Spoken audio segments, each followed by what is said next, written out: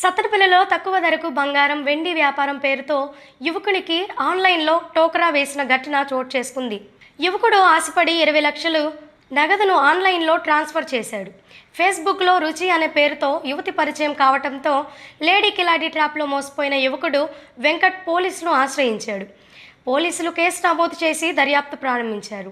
ఇంకొక విషయం ఏమిటంటే ఈ కామర్స్ అనేటటువంటిది కూడా ఒకటి. దీంట్లో వస్తువు ఎక్కడ కూడా మనకు కనిపించదు. ఒక ఎలైట్ మాల్ అని చెప్పేసి ఒక యాప్ని చూసాము ఈ మధ్యకాలంలో మేము కట్టినటువంటి కేసులో.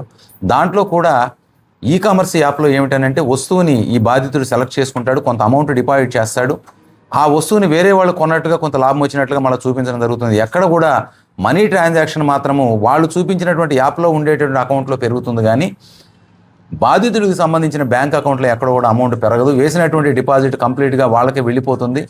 తర్వాత ఇతను దాంట్లో పెట్టుబడి పెట్టడం మానేసిన తర్వాత ఇంకా పెట్టుబడి పెట్టాలని చెప్పి వాళ్ళు అడుగుతారు. ఇతను పెట్టుబడి పెట్టలేనన్నప్పుడు ఆ అకౌంట్ను క్లోజ్ చేసినట్టుగా ప్రకటించేసి ఆ విధంగా కూడా బాధితులు మోసం చేస్తున్నారు. కాబట్టి ముఖ్యంగా యాప్స్ని డౌన్లోడ్ చేసుకునేటప్పుడు ఇచ్చే అనుమతులు ఆ యాప్స్ సరైనవి అయినా కాదా, అదేవిధంగా అధిక లాభాలు వస్తాయనేటటువంటి అత్యాశకు వెళ్ళిపోయి మీరు ఏదైతే కష్టార్జితంతో సంపాదించినటువంటి లక్షల రూపాయలని 2 నెలలు 3 నెలల కాలంలో జీవితకాలం సంపాదించిన డబ్బు మొత్తాన్ని కూడా వాటిలో పెట్టేసేసి మోసపోద్దని చెప్పేసి ప్రజలందరినీ కూడా విజ్ఞప్తి చేస్తూ ఉన్నాం. Thank you.